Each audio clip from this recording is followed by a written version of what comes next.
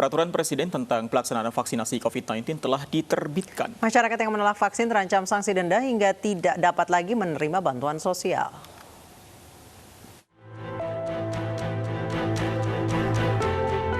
Perangi pandemi COVID-19 yang hampir setahun menghantui, pemerintah keluarkan kebijakan tegas. Lewat Peraturan Presiden Nomor 14 Tahun 2021, Presiden mengeluarkan aturan tentang pengadaan vaksin serta vaksinasi COVID-19. Dalam Perpres tersebut tertuang aturan dan sanksi bagi mereka yang menolak vaksinasi COVID-19. Sanksi berupa denda hingga ancaman penghentian bantuan sosial, serta layanan administrasi bagi para pelanggar. Selain sanksi denda dan penghentian bansos, warga yang menolak vaksinasi juga akan diproses hukum karena dianggap melawan undang-undang tentang wabah penyakit menular. Proses hukum ini akan diserahkan pada kebijakan pemerintah daerah setempat. Langkah tegas ini diambil pemerintah untuk menyukseskan program nasional vaksinasi yang dianggap paling efektif untuk mengatasi pandemi COVID-19 di tanah air. Selama pandemi, pemerintah telah menggelontorkan anggaran untuk bantuan sosial bagi warga terdampak. Di antaranya melalui program Keluarga Harapan yang menyasar 10 juta keluarga terdampak pandemi. Selain itu juga ada bantuan sembako bagi 18,8 juta keluarga terdampak, serta bantuan sosial tunai sebesar Rp300.000 per bulan bagi 10 juta keluarga terdampak pandemi. Presiden dan sejumlah menteri serta kepala daerah serta tenaga kesehatan telah menjalani vaksinasi COVID-19. Sementara bagi warga, pelaksanaan vaksinasi COVID-19 direncanakan akan dimulai pada pertengahan hingga akhir Februari 2021. Tim Liputan iNews melaporkan.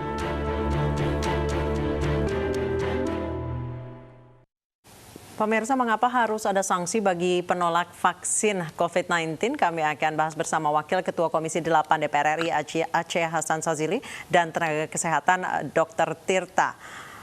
Saya ke Bang Aceh terlebih dahulu. Bang Aceh, sebenarnya aturan ini kalau misalnya orang yang berhak atau diwajibkan divaksin kemudian menolak, tidak dapat bansos, kemudian penghentian layanan administratif hingga denda. Anda setuju dengan aturan ini? Ya, sebagai upaya untuk mensukseskan ya program vaksinasi nasional, tentu penanganan kesehatan itu juga harus paralel dengan penanganan dampak sosialnya, begitu ya. Nah, pemerintah sendiri saya kira telah berupaya sedemikian rupa untuk menghentikan pandemi COVID-19 ini, salah satunya dengan cara bagaimana melakukan vaksinasi gitu. Nah, kalau misalnya orang tidak mau untuk divaksinasi, maka potensi untuk menularkannya kepada pihak lain itu kan sangat tinggi gitu ya. Jika orang tidak mau untuk divaksin, maka ya dia telah. Jadi ini cara supaya masyarakat mau divaksin ya, Bang Aceh ya? Ya, tentu itu merupakan salah satu cara karena kan program-program bantuan sosial sendiri itu kan juga berasal dari pemerintah gitu. Jangan sampai misalnya bantuan sosialnya diinginkan, tetapi upaya untuk melakukan vaksinasinya nggak malah mau ditolak gitu. Oke, baik. Saya ke Dr. Tirta. Dr. Tirta, menurut Anda untuk vaksin ini apakah memang harus dalam tanda kutip dipaksakan dengan adanya sanksi-sanksi atau lebih baik bersifat volunteer saja, Dok? Jadi kalau dari saya sendiri sih, saya sudah diskusi dulu sama Profesor Edi, yaitu Wakil Menteri Hukum dan HAM dan guru besar. Memang di dalam dunia medis tuh kita harus mengutamakan yang namanya edukasi terlebih dahulu. Dan saya memang selalu menjunjung edukasi di atas yang lain. Tetapi yang jadi masalah di sini adalah bahwa dalam artian penanganan wabah, kan ada undang-undangnya itu, bahwa segala sesuatu yang dianggap menghalang-halangi penanganan wabah, maka dia bisa dikenakan pasal itu. Nah, tapi harus diberikan perpres. Tapi dalam artian kalau kita lihat, pemerintah itu selalu mengutamakan yang namanya edukasi terlebih dahulu. Gitu. Jadi diarahkan sama pemerintah, ya kalau sudah terdaftar jangan disia-siakan gitu loh. Gitu. Jadi tetap ada edukasi terlebih dahulu, tidak terlepas edukasi. Itu kalau kata dengan Profesor Edi yang kemarin sempat diskusi dengan saya ya, gitu Pak. Jadi saya sih saya selalu ngikut dengan pemerintah, cuman saya selalu menjunjung tinggi edukasi terlebih dahulu dibandingkan untuk yang represif. Tetapi dalam artian saya kalau untuk menangani pandemi ya kita ngikut dengan aturan-aturan yang sudah dibuat oleh pemerintah. Seperti itu. Berarti Dr. Tirta, menurut Anda edukasi terkait vaksin ini belum maksimal dilakukan oleh pemerintah. Edukasi seperti apa yang seharusnya dilakukan terlebih dulu ketimbang langsung mengeluarkan Perpres nomor 14 tahun 2021 ini, Dokter? Saya sih sudah mengatakan berkali-kali bahwa edukasi yang tepat itu adalah dikembalikan di tingkat posyandu. Gitu. Cuman kan dalam artian saya sudah statement berkali-kali bahwa edukasi paling bagus itu dikembalikan posyandu menggunakan kader kesehatan. Baru kita bisa berbicara lebih jauh mengenai represif. Tapi dikarenakan ini saya sih intinya mengikuti, yang penting penegakan jangan seperti penegakan rasio protokol kesehatan yang intinya setengah-setengah. Seperti itu kalau saya.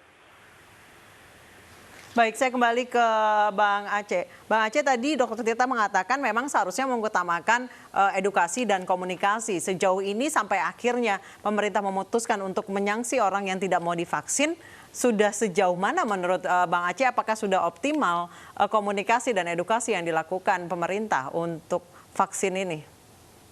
Iya, saya sekarang ini sedang di Jawa Barat ya, sedang di Bandung ya.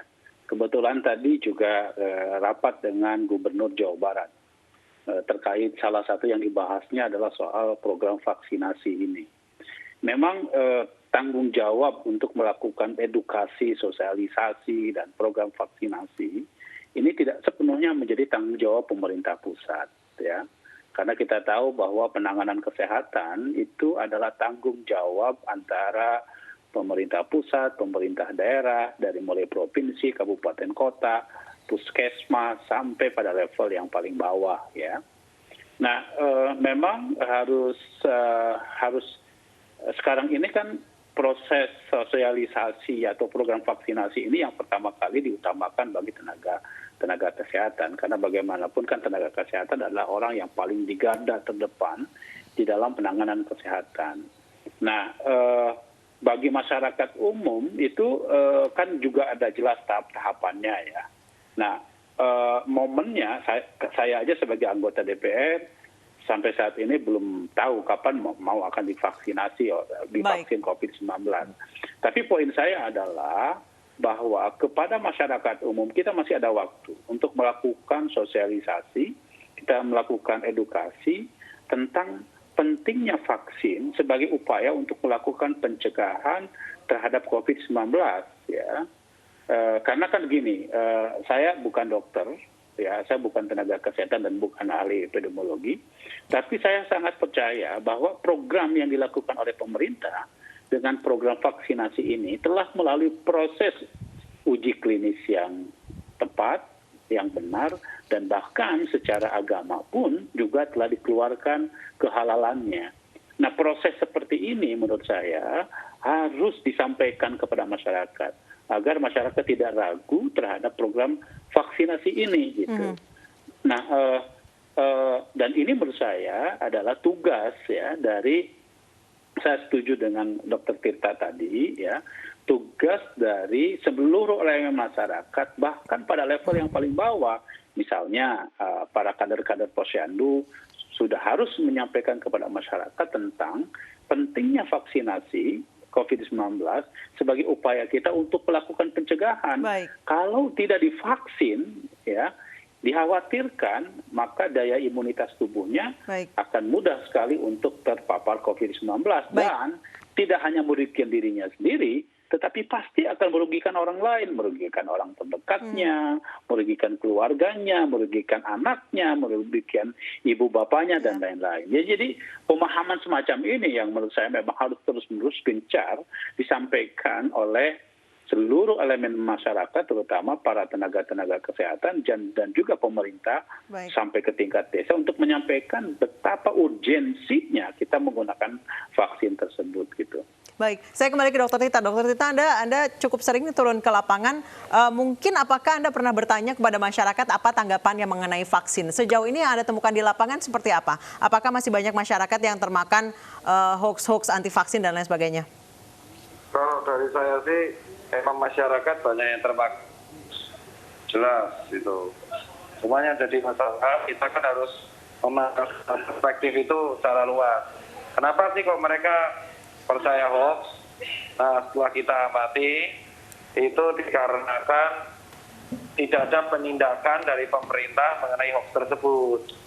Nah, terus, dan mereka rata-rata menolak kalau dibuat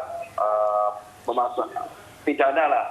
Karena mereka sudah dapat ilmu dari Google yang mengatakan WHO menyarankan tidak untuk diwajibkan, Mbak. Itu kan WHO yang menyatakan. Jadi jangan ada negara yang mewajibkan vaksin. Nah, itulah yang menjadi senjata kawan-kawan hoax ini, bahwa kita boleh nolak gitu. Jadi saran saya, langkah pertama yang dilakukan pemerintah harus meluruskan hoax dulu dengan meningkatkan kader. Nah, kalau nanti ternyata nggak bisa, yang perlu ditangkap dulu adalah penyebar hoaxnya, Mbak. Jadi kalau misal kita nangkap orang yang nolak vaksin, tapi kita membiarkan orang yang menyebar hoax, percuma. Jadi yang ditangkap kepalanya penyebar hoax dulu, Mbak. Itu caranya. Baik, Dokter Tirta, menurut Anda dengan adanya sanksi ini, masyarakat tadi akankah semakin patuh atau sebaliknya justru akan semakin antipati pada vaksinasi ini, Dok? Ya kalau namanya didenda sih, ya patuh, Mas. Mau kalau didenda apalagi di itu. Cuman narasinya nanti akan menciderai edukasi imunisasi secara keseluruhan, Mas. Gitu kalau dari saya.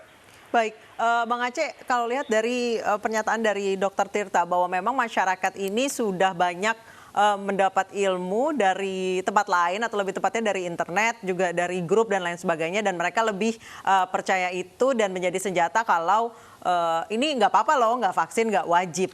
Nah, sejauh ini apa yang sudah dilakukan untuk menangkal hoax-hoax ini sebenarnya dari awal? Iya, sebetulnya sekali lagi bahwa memang pemerintah harus tegas ya terhadap pihak-pihak yang memang membuat narasi yang mengatakan misalnya bahwa vaksin ini bisa menimbulkan misalnya penyakit ya, bahwa vaksin ini secara syariah tidak sesuai dengan prinsip kehalalan ya, dan berbagai macam isu-isu yang lainnya yang memang dimunculkan sehingga membuat sebagian masyarakat menolak terhadap vaksin ini. Dan memang menurut saya ya perlu ada satu narasi yang sama ya antara pemerintah pusat, pemerintah provinsi, kabupaten, kota, tokoh-tokoh agama, tokoh-tokoh masyarakat untuk terus-menerus ya mengkampanyekan tentang pentingnya vaksin ini. Nah, ini kan bagian dari upaya pencegahan ya, pencegahan, dan harus dikedepankan bahwa pencegahan itu jauh lebih penting daripada kemudian masyarakat terkena atau terpapar COVID-19 ini. Nah, sejauh ini memang menurut saya ya program vaksinasi ini ya memang hanya dipahami secara terbatas ya. Pertama mungkin karena memang pengetahuan masyarakat terhadap manfaat dari vaksin ini masih belum terbuka secara transparan.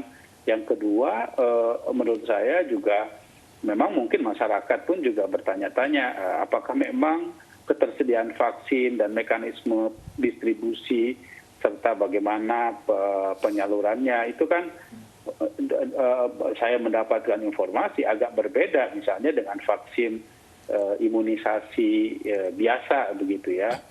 Nah, yang harusnya dipastikan sebetulnya adalah bahwa bagaimana kita bisa memastikan program vaksinasi ini bisa terdistribusi secara merata. Tadi saya mendapatkan masukan ya dari Gubernur Jawa Barat Kang Emil misalnya.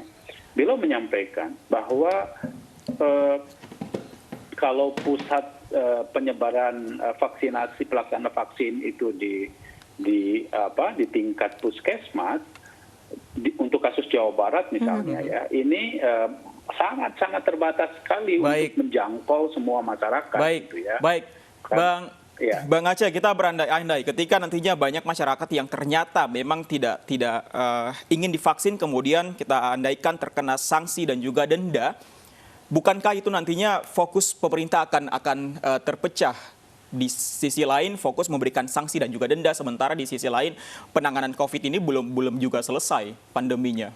Tanggapan Anda? Ya, makanya itu Pak Fendi ya, saya setuju. Ini kan masih ada waktu sampai 2021, akhir 2021 bagi pemerintah untuk melakukan program vaksinasi. Untuk kemudian, pertama kali saya setuju, perlu ada sosialisasi, edukasi, pembinaan, penjelasan kepada masyarakat tentang pentingnya vaksinasi ini sebagai bentuk kedaruratan yang harus kita lakukan dalam menghadapi penularan COVID.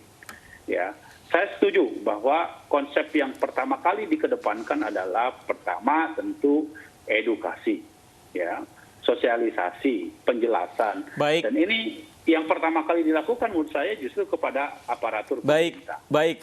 Terakhir saya ke Dr. Tirta. Dr. Tirta, apa yang ingin Anda sampaikan kepada masyarakat dan juga kepada pemerintah? Singkat saja, Dokter. Kalau dari saya buat masyarakat jangan percaya hoax. Udah dikasih gratis, nggak usah banyak protes. Kan sudah terjamin keamanannya gitu loh. Nah, katanya mau cepat selesai, dikasih gratis protes, ntar disuruh bayar protes, disuruh ini protes, ntar disuruh denda protes. Jadi pemerintah juga posisinya serba bingung gitu loh. Kalau saran saya ya jauhi hoax gitu loh. Jangan dikit-dikit percaya hoax, dikit-dikit percaya mumet nanti edukasi. Masa lebih percaya informasi grup broadcast WA dibanding ilmu-ilmu yang ada sahih gitu loh. Dan kita tuh guru-guru kita di BPOM itu tidak mungkin asal membuat statement gitu kalau saran saya, Mas. Hal ini terjadi karena coba oknum-oknum menyebar hoax nggak ada, dan coba kita tidak dikit-dikit perlu percaya hoax. Nggak mungkin. Mas.